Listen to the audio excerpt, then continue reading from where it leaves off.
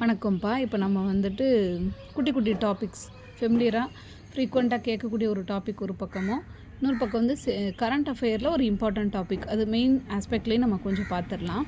So இப்போ இன்றைக்கி நம்ம பார்க்க போகிறது வந்து நிசார் திட்டம். இந்த நிசார் திட்டம் எதுக்காக அப்படின்னா, புவி கண்காணிப்புக்காக அனுப்பப்பட்ட இஸ்ரோ நாசா இணைந்து உருவாக்கிய முதல் செயற்கைக்கோள் இது.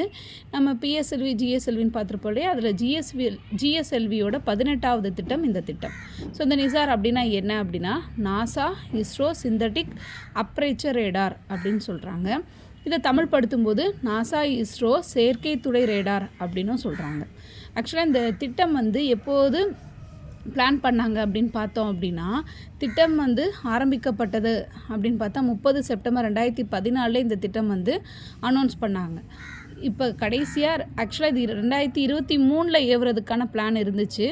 ஆனால் தொழில்நுட்ப கோளாறு காரணமாக மாற்றப்பட்டு இப்போ 2025 ஜூலை 30 அன்னைக்கு நம்ம இந்த செயற்கைக்கோளை வந்து ஏவிட்டோம். எங்கேருந்து ஏவிருக்கோம் அப்படின்னா, ஸ்ரீஹரிகோட்டாவில் இருக்கக்கூடிய சதீஷ் தவான் விண்வெளி மையத்திலேருந்து ஏவிட்டோம். ஸோ ஆக்சுவலாக மொத்த செலவு 12,000 கோடி இதுக்கு ஒதுக்கீடு செய்யப்பட்டது. இதில் 11,284 கோடி வந்து மொத்த செலவில் வருது. ஸோ இதுக்கான ஏவு வாகனம் எந்த ராக்கெட் மூலமாக நம்ம அனுப்பிச்சிருக்கோம் அப்படின்னா, ஜிஎஸ்எல்வி F-16 மூலமாக இதை நம்ம அனுப்பிச்சிருக்கோம். மொத்த வெயிட்டு இந்த செயற்கைக்கோளோட மொத்த வெயிட் என்ன பார்த்தோம், 2392 92 கிலோ அப்படின்னு ஞாபகம் வச்சுக்கலாம். 92 கிலோ. ஓகே, இதோட லைஃப் டைம் எவ்வளோ நாள் ஆயுட்காலம் அப்படின்னு பார்த்தா 5 வருஷம். ஸோ இது டோட்டலாக எவ்வளோ நேரம் ட்ராவல் பண்ணியிருக்கு அப்படின்னு பார்த்தா, மொத்த பயண நேரம் அப்படிங்கிறது 19 நிமிடம் சொல்கிறாங்க. இந்த 19 நிமிடம் அது 19 நிமிடம் வந்து இங்கேருந்து கிளம்பி 745 கிலோமீட்டர் சூரிய ஒத்திசைவு பாதை அல்லது புவி கண்காணிப்பு சுற்றுப்பாதையில் 745 கிலோமீட்டர் அந்த உயரத்தில் இது வந்து நிலைநிறுத்தப்பட்டிருக்கு. ரைட், இதில் இஸ்ரோ நாசா இந்த 2 அமைப்புகளுமே இணைந்து தான் இந்த இதை வந்து செலுத்தியிருக்காங்க. ஸோ இதில் நாசாவோட பங்களிப்பு அப்படின்னு பார்த்தோம்னா எஸ்பேண்ட் அப்படின்னு சொல்லுவாங்க. இந்த எஸ்பேண்டை வடிவமைச்சது யாருன்னா நாசா. ஜிபிஎஸ் ரிசீவர், அதிக திறனுடைய state recorder, solid state recorder, அதுதான் வந்து இந்த செயற்கைக்கோள ஹார்ட் டிரைவ் அப்படின்னு சொல்கிறோம். ஸோ இப்போ எஸ்பேண்டு, ஜிஎஸ்எல்வி ரிசீவர், ஜிபிஎஸ் ரிசீவர், அதிக திறனுடைய சாலிட் ஸ்டேட் ரெக்கார்டர் அப்படிங்கிறது ஒரு பேலோடு டேட்டா சப்சிஸ்டம். அதுவும் ஒன்று ப்ளஸ் 5வது வந்து 12 மீட்டர் நீளம் இருக்கக்கூடிய ஆண்டனா ரிஃப்ளெக்டர். ஸோ இந்த 5 விஷயத்தையுமே நாசா தான் டிசைன் பண்ணியிருக்காங்க. இதெல்லாம் எஸ்பேண்டு, ஜிபிஎஸ் ரிசீவர், அதே மாதிரி ஆண்டனா ரிஃப்ளெக்டர், அதிக திறன்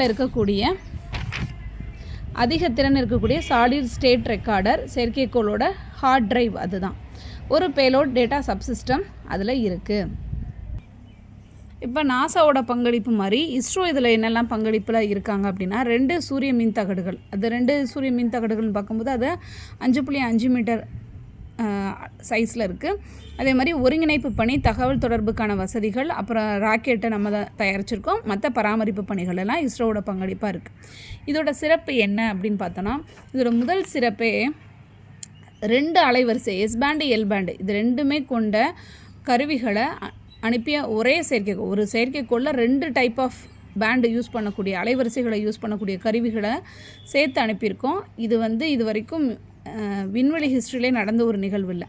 ஓகேவா, இதான் வந்து மிக முக்கியமான ஒரு சிறப்பு. எஸ்பேண்டு எல்பேண்ட் அப்படிங்கிற 2 அலைவரிசை கருவிகள் கொண்ட ஒரே செயற்கைக்கோள் இது. மாதிரி 10 மீட்டர் அளவிலான சிறிய பகுதிகளை கூட இதனால் வந்து படம் பிடிக்க முடியும். அதே மாதிரி சென்டிமீட்டர் அளவிலான மாற்றங்களை கூட இதில் கண்டறிஞ்சு நம்ம விரிவான ஆய்வுகளை மேற்கொள்ள முடியும்.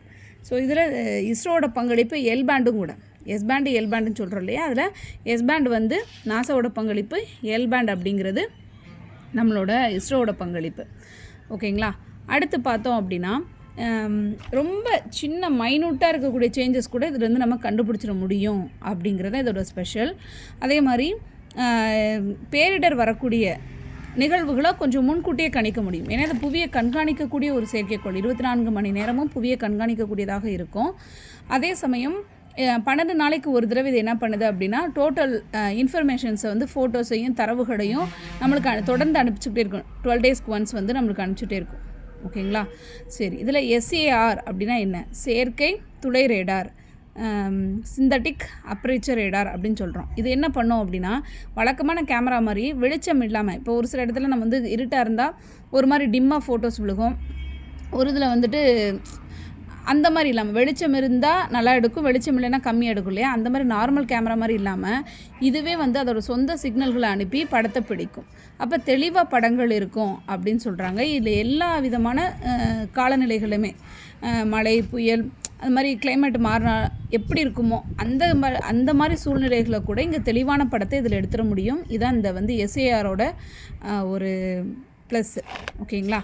அடுத்து வந்து இதோட பயன்பாடுகள் அப்படின்னு பார்த்தோம்னா, பெரும்பாலும் இதை வந்து முதல் பயன்பாடு என்னென்னா, பேரிடர் காலங்களில் பேரிடர் மேலாண்மை பண்ணுறதுக்கும், விவசாய தரவுகளுக்கும், காலநிலை பற்றிய ஒரு புரிதலை நம்மளுக்கு கொண்டு வரதுக்கும் இதில் இருக்கக்கூடிய எல்லா டேட்டாஸையும் நம்ம யூஸ் பண்ணிக்கலாம். இன்னொரு ஸ்பெஷல் என்ன அப்படின்னு பார்த்தோன்னா, இதில் வந்து நாசாவிலையும் இஸ்ரோவில் இருக்கக்கூடிய ஆராய்ச்சியாளர்கள் மட்டும் கிடையாது, உலகம் முழுவதும் இருக்கக்கூடிய ஆராய்ச்சியாளர்களும் இதோட தகவல்களை பெற முடியும் அப்படின்னு சொல்லியிருக்காங்க. துல்லியமான தரவுகளாக இருக்கும், உயர் தெளிவுத்திறன் கொண்ட படங்கள் இதில் இருக்கும், ஒரு இடம் சார்ந்த முழு தகவல்களையும் இதில் வந்து நம்ம எடுத்துக்கலாம். அதே மாதிரி இதை தாண்டி மற்ற எல்லா தகவல்களையும் நம்ம எடுத்துக்க முடியும். எப்படி பயிர், வனப்பகுதி, பனிப்பாறைகள் இருக்கக்கூடிய மேப்பு, அப்புறம் மண்ணோட ஈரப்பதத்தோட மாற்றம் எப்படி இருக்குது அப்படிங்கிறது, நிலத்தட்டோட நகர்வை பற்றி, புவியின் சுற்றுச்சூழல் அமைப்பை பற்றி, பருவநிலை மாற்றங்கள் பற்றி, இது எல்லாத்தையுமே உண்டான தகவல்களை நம்மளுக்கு இது தொடர்ந்து கொடுத்துட்டே இருக்கும். ஸோ இது நம்ம எங்கே பயன்படுத்துகிறோம் அப்படின்னா, இயற்கை பேரிடர் வந்து இதை வச்சு முன்கூட்டியே கொஞ்சம் எச்சரிக்கை மதிப்பீடெல்லாம் செய்ய முடியும். ஸோ இதனால் என்ன ஆகும் அப்படின்னா, சர்வதேச விண்வெளித்துறையில் இந்தியாவோட பங்களிப்பு கொஞ்சம் உயரும், நம்ம மதிப்பு கொஞ்சம் கூடும். இதுதான் வந்து மொத்த நிசார் பற்றிய டோட்டல் ஒரு வியூ. இதை நீங்கள் வந்து எப்படி சொல்லலாம், நம்ம ப்ரிலிம்ஸ் ஆஸ்பெக்ட்லேயும் படிச்சுக்கலாம், மெயின்ஸ் ஆஸ்பெக்ட்லேயும் படிச்சுக்கலாம். தேங்க்யூ.